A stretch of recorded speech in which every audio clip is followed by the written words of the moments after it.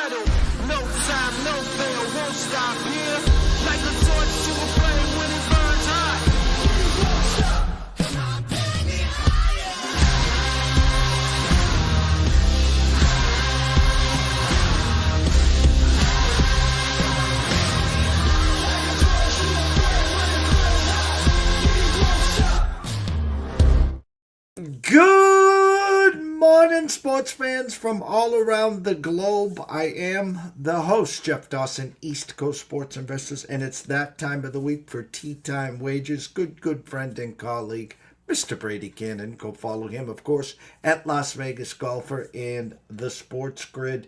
The last weekend, quote-unquote, of the 2025 PGA Championship, the last weekend of the FedEx Cup. No crazy strokes. The best 4 rounds will get it done with a big paycheck at the end. And of course, it's a Ryder Cup year. There's plenty of more golf coming here, of course. The headline today, PGA FedEx Cup Finale. Is it just a race for second? And going into Sunday and seeing what happened last Sunday, and now no one's won it back-to-back, and here's Scotty Scheffler plus 150 in Atlanta here. The gentleman that's won it the most is Rory McIlroy. Kind of an afterthought after winning the Masters here. A lot to talk about, a lot to dissect. So first and foremost, give a shout out to our proud sponsors and partnerships. It's WagerWire. Head on over to Google Play, download the app. It is free. AtlantaSteaksAndSeafood.com. Steaks, seafood, chops, appetizers, wine. Terry Smith has it all. Go place an order today. You could be grilling by the weekend. So without further ado, Mr. Brady Kannon. Mr. Jeffrey Dawson, good to be with you again. Of course, we missed each other last week. You were out here in my town of fabulous Las Vegas, Nevada. But, hey, we were able to avoid talking about missing out on Scotty pre-tournament again. Boy, it feels like we could talk a lot. I mean, you mentioned Ryder Cup, Rory in the year of the Grand Slam, and Scotty. I mean, we've reached the end of the regular season, the postseason, what have you. The next thing on tap is the FedEx Cup Fall, which is about a 7 or 8 event, little swing, bridging the gap between now and 2026. And then, of course, the Ryder Cup. Yeah, all kinds of stuff going on. But I tell you, the one constant seems to be Mr. Scheffler. And we've kind of seen him be so Tiger-esque in that he's become a tremendous front runner. He is yet to blow a 54-hole lead. I think he's had that, scenario unfold 9 times, and he's a perfect 9 for 9, maybe 10 for 10 now after the British Open. But this seems to me kind of the first time we've ever seen him be the chaser. A 4-shot deficit, and all it took was 1 hole, and he was the favorite. He birdies, Bobby Mack bogeys the first hole last Sunday, moves into the role of the favorite, and the rest was history. It was, another thing, and gosh, like I said, there's so many things to discuss here. I was on Sports Grid with Tom Vecchio last night, and he asked me, he said, what is your thought on Robert McIntyre this week? I go, he asked me about a head-to-head matchup for the first round. I said, for the first round, I would want to bet against Robert McIntyre because he just got his head kicked in. I mean, how are you feeling about blowing that 4-shot lead and the number one player in the world just tracked you down and ate you for lunch? I mean, what's that guy's mindset like right now? I mean, who knows? I could be dead wrong. We're playing sideline psychologist. You know, that's part of what we do as handicappers sometimes, but that's got to be pretty tough to recover from that beatdown. Well, I guess I'm a big fan of Bobby Mack here, and kind of outside looking in. So when we do all our homework overnight, when we assess the round, and then we wait for some numbers to change and some speculation in the market, you see Scotty Scheffler 3-4 shots back, and you try to do the math. Good friends with Jeffrey Benson over at the Circa. I try to play the psychology game. Do you really need this? Or you begging for this, begging for that? I think for people that see a 3 or 4 shot lead, and as you said, it's literally one hole. It's one bogey and one birdie, and then you flip-flop 2 shots, and next thing you know, you're right smack there. So I'll ask you the question. We know the dominance. We know Scotty. And the thing about Scotty is just even-keeled. You don't know if he's 10 under or 10 over for the most part. That's a huge asset to anybody's game in the game of golf. Was it more Bobby? I finally got a little taste of Scotty and like, oh my God, I'm really going to do this? Or is it just, this is the world we live in and it's Scotty Scheffler? That's a good question. I think it was, I mean, neither one of those guys really played that well. Scotty didn't have his A game.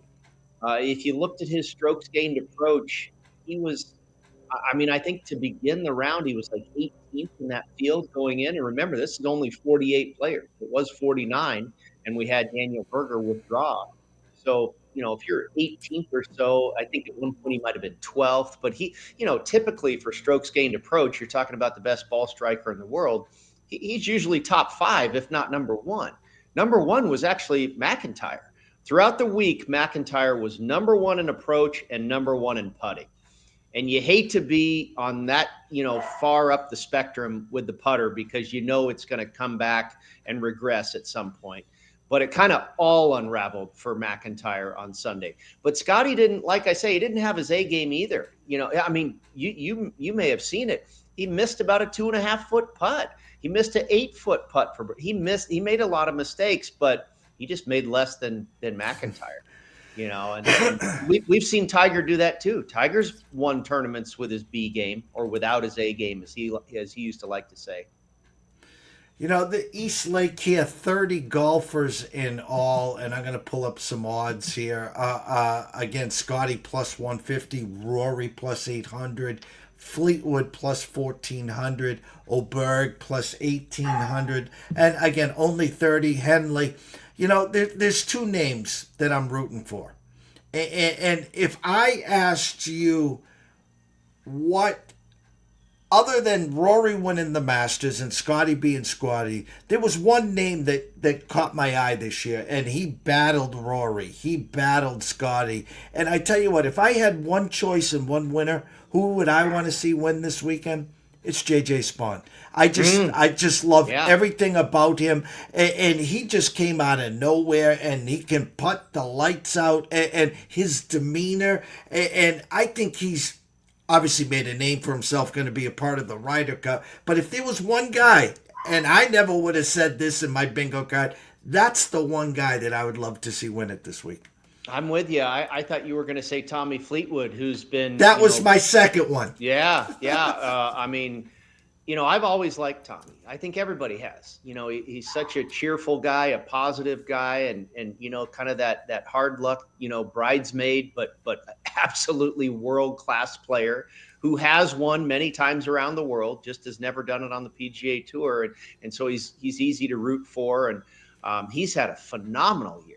He's had more top 5 finishes than Scotty has had wins. But you're right, Spaun, and you're absolutely spot on in Spaun battling Rory and Scotty specifically, got the best of them at Oakmont, took Rory to the mat at the Players' Championship, lost in a playoff there. I don't know. We didn't get a chance to talk because we didn't do a show last week. It's been the craziest year for me, Jeff, with playoffs. It started out. I had JJ Spawn at 110-1, and he loses in a playoff to Rory McIlroy. A month later, I have Justin Rose at 110-1. He loses in a playoff at the Masters to Rory McIlroy. Fast forward to the summer, I lose Chris Kirk at 80-1 in a playoff at the Rocket Mortgage. Then we get to TPC Southwind to start the postseason.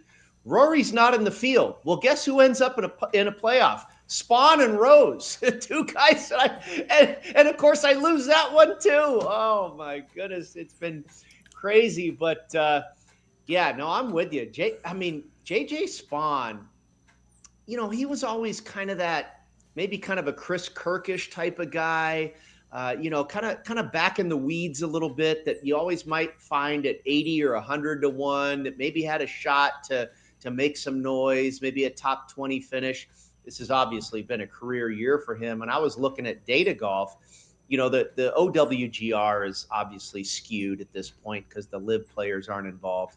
But data golf has a world ranking, and they have JJ Spawn as a top 10 player in the world. And that includes the live guys. And gosh, at this point, the way he's gone, how can you argue that? And we'll get to it, but he's on my card this week, man. I mean, if you're not going to bet Scotty, which I'm not, how the plan has changed with Scheffler. I don't necessarily bet him pre-tournament, and I didn't bet him Sunday behind by 4. I didn't see that happening, and I thought the price was too short. But if he's at or near the lead, a shot or two, or in the lead by a shot or two, I'm going to lay the price and I'll bet him then. So I picked out 3 guys that I figure can challenge Scotty the best this week here at Eastlake, and JJ was one of them. And going back to 2 weeks again, you had JJ pre-flop, and on Sunday I sent out an alert, JJ plus 1550 for anyone that didn't get involved. And was it 3 or 4 hole playoff? And then I think in the third hole, JJ sunk the putt, and I'm like, shit, this is going to be. And then Rosie said, not so fast. And there's another guy. Rosie has had a phenomenal year too this year. Oh, unbelievable. And God love him. I hate to root against Justin Rose, but I was, but hey, good for him, man. And he kind of got, obviously the Masters, he came up, but that was okay. Rory and that storyline was wonderful. So it was kind of good that Rose got his too. And Spawn got his too, right? He won the US Open, for God's sakes. So yeah, it's been a fun season, man. But boy, this Scheffler guy, he's pretty cool. And as you said, he's got plus 150. Anyone wants to take him today, plus 150, I'm not going to say no. The funny thing is, why are you going to call anybody crazy for that? Yeah, well, 4, 6, 8 shots back, people think they're getting a bargain. They're not giving you a bargain. That was a bad price. He was plus 180, trailing by 4 shots. I was like, I'm not going to go there. And sure enough, here we go. I thought it was also huge that McIntyre sank a massive putt on the 18th hole. He on Saturday. He holed a 41-foot putt to make it a 4-shot margin versus 3. And I said on Sports Grid, I said, you know what? That's a big deal, because if Scotty birdies and McIntyre bogeys the first hole on Sunday, he's still got a 2-shot lead. And a 2-shot lead is a lot different than a 1-shot lead. Well, in the end, it didn't matter. But I thought that was a big deal, because it really gave him a substantial cushion. And a 3, this, 2 shots, 3 shots is a big difference from 4 shots. Yes. But again, it didn't matter. 30 golfers, Eastlake, Hotlanta. I'm going to give you the tee box right now. Give us your breakdown, your thought process, what you see, and of course, any correlated courses that you might have.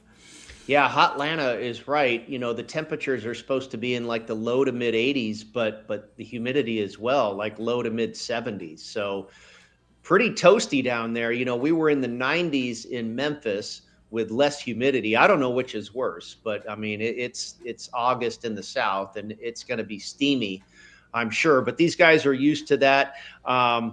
This has become a real big boy golf course here. They've reduced it to a par 70. and it's now in the neighborhood of 7,450, 7,500 yards. It's right in that window there, and that's long. But there's still a premium on accuracy. I actually believe that accuracy off the tee here is bigger than distance because these fairways are pretty narrow. On average, they're only about 30 yards wide. You got tree-lined fairways. They've also, Andrew Green came in, and they've done a few different tweaks on this golf course. Reese Jones many years ago, the latest Andrew Green in 2023, repositioned some bunkers and some water hazards. He came in with a massive overhaul. The greens, the fairways, you name it, he did it. But off the tee, it's going to be a little, again, I think accuracy is more important because now some more of these bunkers, some more of these water hazards, some more of these, the narrowish area of the fairway and the Bermuda grass rough. I think more of that is going to come into play in this year and last year than these guys have experienced at this golf course in the past. So I'd rather have a guy that finds fairways. And, let's be honest, none of these guys are that short. But if you can bang it out there pretty good and find fairways, I would take that over bang it out there really long and find the rough. So total driving is a stat you can use. I didn't go there this week. I went with good drives gained, which is pretty darn similar. That means relatively long, relatively accurate. And then I think after that, obviously it's a par 70. You've got 12 par fours. 7 of them are in that 450 to 500 yard range. That's where the golf course gets a lot of its length, as well as the par threes, which every one of them is 200 yards or better. So that's where the teeth of this golf course comes in. I think it's the first shot and the second shot.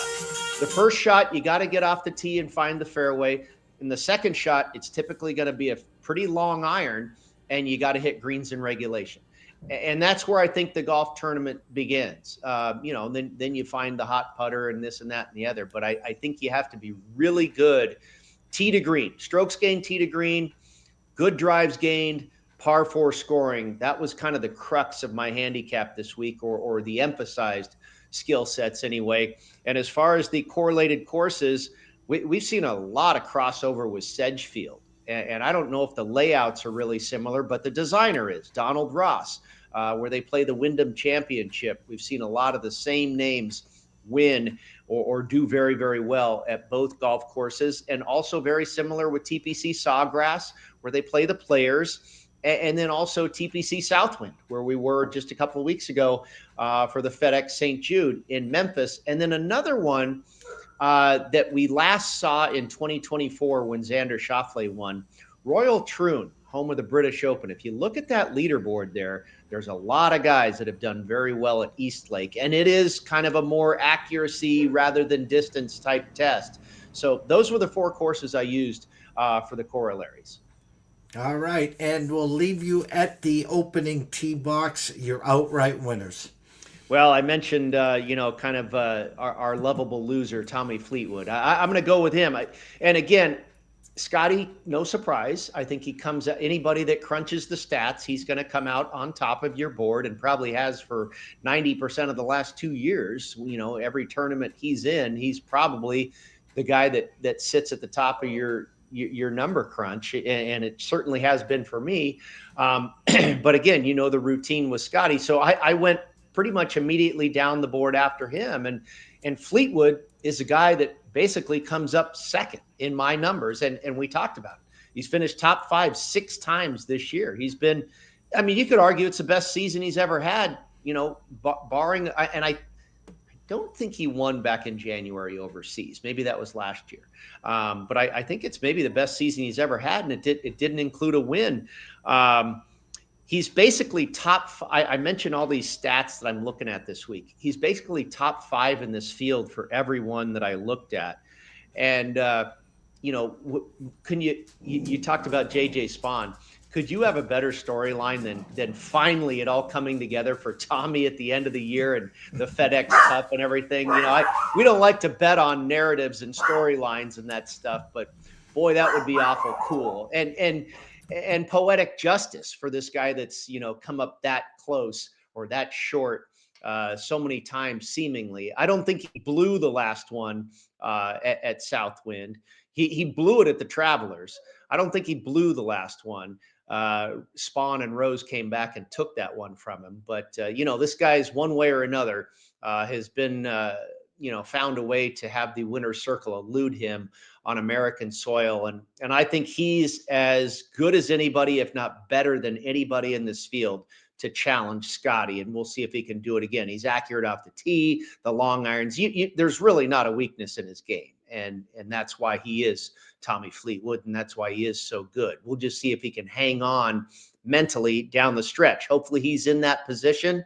And, our guy is there on Sunday with a chance to get it done this time. And then I mentioned Russell Henley. I got Fleetwood 14-1, Henley at 20-1. I've seen him come down. I've seen him as low as 16. I've seen 19. Getting a lot of activity this week. And here's a guy, this golf course is in his backyard. He went to University of Georgia. He's very familiar with this place. He finished 4th here last year. So he's had a very good finish with the redesign in facing the redesigned course. He's finished as high as 4th here just last year. And here's another guy. I mean, we talked about J.J. Spawn, Russell Henley, Tommy Fleetwood. These guys are probably all having the best year of their careers. Henley has become, if J.J. Spawn is top 10 in the world, Henley absolutely is too. I said this earlier in the week. I think Henley's been the best American player other than Scotty Scheffler this season. And here's a guy who's known for being incredibly accurate off the tee. He's the most accurate driver of the golf ball in this field this week. Well, you know where he won earlier this year? Bay Hill. That's a monster of a course. So that kind of goes to my point that he can get it out there far enough. I mean, I think his average driving distance on tour is 287. That's not chump change. And if you're finding the middle of the fairway and hitting it 287 every time, that's a pretty good start. So and Henley, like I say, the 4th place finished here. He's finished top 10, including a runner-up at the Wyndham 4 times. He's finished top 20 at Sawgrass 3 times. He makes a lot of sense here this week. And again, he's one of those guys that, top 10 at the U.S. Open, was 4th at Royal Troon in 2024. He's challenged the Rorys and the Scotties and the Xanders as much as anybody in the last couple of years, and I think he's going to do it again. And then finally, our guy J.J. Spawn. And how about 35-1 on J.J. Spawn in a field of 30 guys? That's not too bad, right? So reigning U.S. Open champion, obviously went to a playoff in our correlated course, TPC Southwind, a couple weeks ago. Went to a playoff, back in March against Rory at Sawgrass, another one of our correlated courses. And oh, by the way, was runner-up at the Cognizant Classic at PGA National, the old Honda Classic as well. So, absolutely a premier ball striker, gets it out there over 300 yards and is accurate. And you mentioned it, the putter can get really hot for JJ. So I really like all 3 of these guys this week. In my mind, they're the best 3 guys in the field, not named Scotty Scheffler. And I'll close with this. It's been one of those years for Rory, and I think, honestly, deep down, he can't wait till this round, this weekend's over. Couple weeks to get ready to get to Bethpage for the Ryder Cup. It's almost the dangerous Rory, meaning I think he's just going to go after it from tee box number 1 on Thursday. Let it all hang out. I talk about that other gear in the bag that he has that no one on tour has, even Scotty. He can take it to that next level.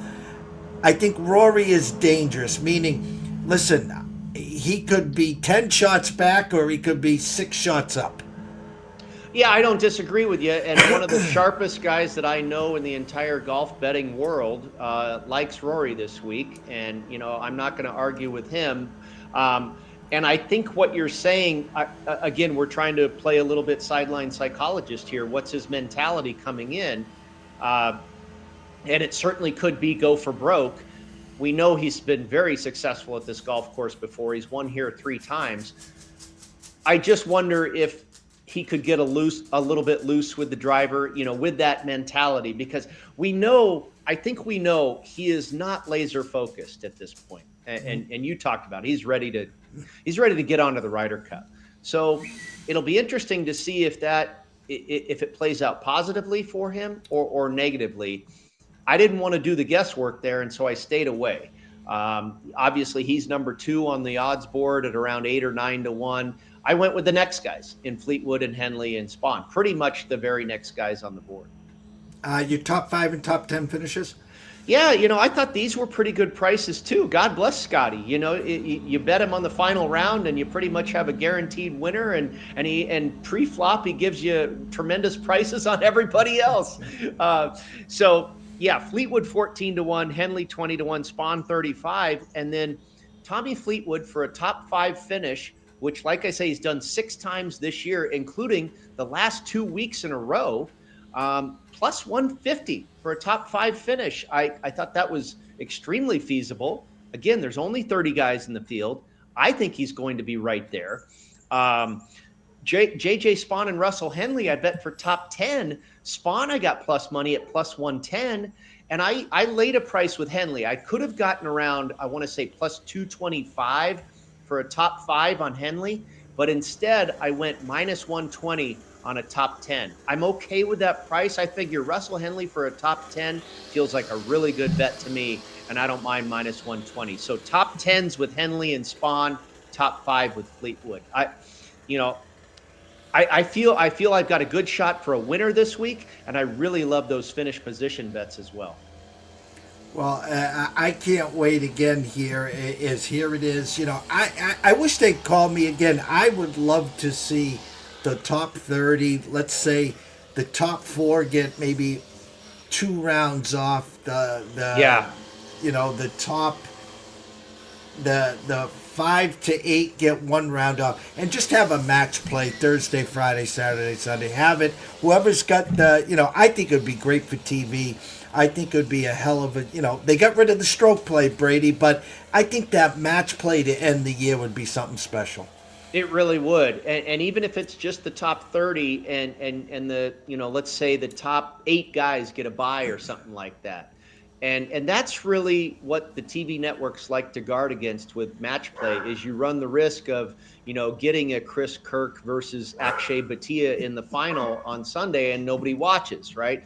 Well, if you give the Obergs and the Scotties and the Rorys and the Morikawas and the Hovland, if you give them a couple of days off because and again, you're rewarding that season-long accomplishment of getting into the top 8 or top 5 or top 10 or whatever it is, you give them the first couple of days off, let the rest of the Chris Goddard-ups and Harry Halls and everything beat each other up for a couple of days, and then by the time you get to Saturday and Sunday, maybe you get a final that's, Scotty versus Spieth or Rory versus JT, and that's, I'm with you 100%. They haven't found the perfect match. I wrote about it this week. Playoffs and golf are a tough marriage, but hey, you know what? You know why we're talking and we've got bets that are exciting and everything? Because we don't have the starting strokes. That was almost prohibitive from a betting standpoint and anticlimactic. It doesn't reward Scotty Scheffler that much for having the year he had because now this is an open tournament and whoever wins.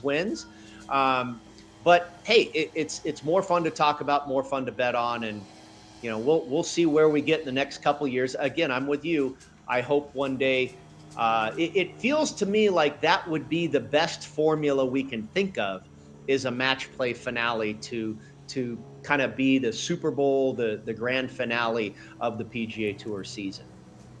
The high stakes fantasy football that I'm a part of, the NFFC, way back, we have the KDS, the Kentucky Derby style, where you suggest from 1 to 12 where you want to draft, and then they pull and they do all that nonsense. But they also do a 3rd round reversal. So it's a regular snake, 1 to 12, 12 to 1. But instead of the guy picking at 1 getting 24 and 25, it goes back to 12. So the guy at 12 gets 12, 13, and 25, and then it's a regular snake. The reason was back in the glory days, the LaDainian and Tomlinsons. If you had him with the 24th and 25th pick, it was like Scotty Scheffler this weekend on the strokes. Why even watch it? Just cut him the check and move on. Yeah. Well, I loved LT, man. He was my son's favorite player. I went to school in San Diego, and yeah, we became Charger fans, and that guy was fantastic. Loved him, man. Everyone knows here, Brady, to go follow you at Las Vegas Golfer, of course, on the Sports Grid. Your football show coming up, of course, CBS Sports, Sportsline. We always wrap it up this segment. Tell them your Sports Grid schedule and where they can find your written work.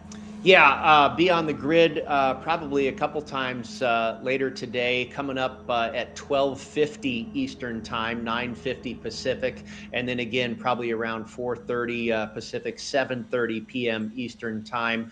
You can find my written work at both cbssportsline.com and golf.com. CBS will have my entire card, which we've gone over here, and then golf.com just has my outrights. But, you know, a little bit deeper in the weeds with the written work, maybe you can garner a couple of nuggets that we didn't get to here on the program. Yeah, you can find me just about everywhere. And of course, Las Vegas Golfer, all the updates there. And like you say, Jeff, thanks for the plug. The football contest coming up, the football contest show. You know how football contest stuff is just going absolutely berserk. Thanks to our friend Derek Stevens. You mentioned Jeffrey Benson. The Grandissimo Survivor Contest this year. We'll be covering it all. And you can follow us there on Twitter as well, at FB Contest Show on Twitter. But the first show will be this Friday. You can find it on all the podcast platforms and all that good stuff. Well, everyone, make sure you're following Brady at Las Vegas Golfer and his other places as well. Make sure you're tuned in on Friday for the football contest. As you said, it just took... Are you in any contest this year, Jeff? I know you were out here last week. You sign up for anything? Yeah, we're gonna be in stealth mode. We pivoted. We dove into the Westgate. Oh, we good. dove into the Westgate. You played a college contest too? Nope, just the NFL. Oh, So okay. I partnered up with a local guy, and we're gonna just try to have some fun with it. You know, we were gonna do the circa, but we looked at the Westgate, and there's a million opportunities to cash there with their every 3 weeks and all the stuff that they do there. Yeah. Mr. Murray and company do a great job there. We get some good colleagues and friends that we're cheering for, obviously, at the Circa and the Survivor, which again, I think what are they going to be up to, about $20 million this year, Brady? Yeah, I think that's 21 guaranteed or something like that. But hey, come mid-January or something, maybe we can pop back on here for another podcast, and you and I will both be co-Super Contest champions. How about that? Sounds like a plan as we get ready for 2026 golf. How's that sound? Okay, fair enough. From myself, Jeff Dawson at EC Sports Investor, one and only Mr. Brady Kannon at Las Vegas Golf. We wish everyone a blessed day. Enjoy yourself. Have some fun and stay tuned.